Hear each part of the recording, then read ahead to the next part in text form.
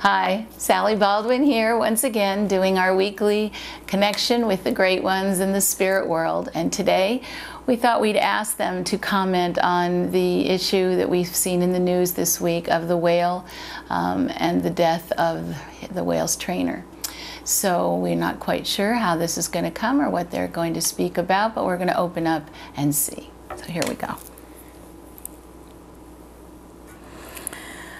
What is important, dear ones, about an event such as this is that you begin to recognize that what is occurring here comes from many different forms of energy, much more of a level of energy that you can understand and see as a human being. This includes the energy of whale beyond just the energy of the physical being you know as the animal. Just as you recognize there is a spirit infusing all of you as you walk on two legs on this earth, so there is spirit infusing the energy of the bodies you see as whales swimming the seas and swimming the oceans. So many of you have opinions about the event that occurred as these two life forms have interchanged and intersected, as you have found your communion with this beautiful creature to be something of immense value to all of you.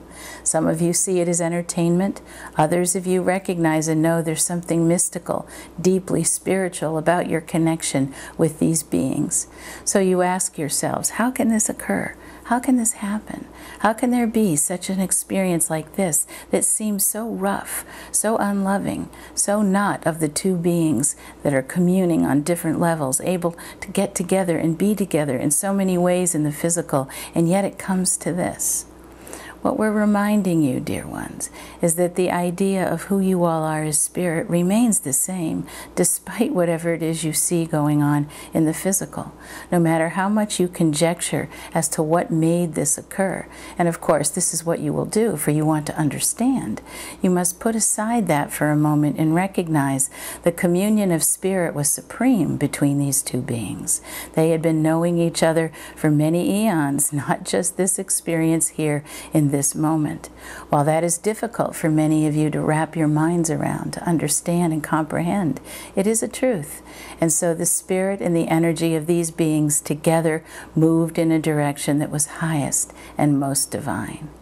Now, of course, what you see is a tragic end to a person's life, one who was so giving and so unassuming with this animal.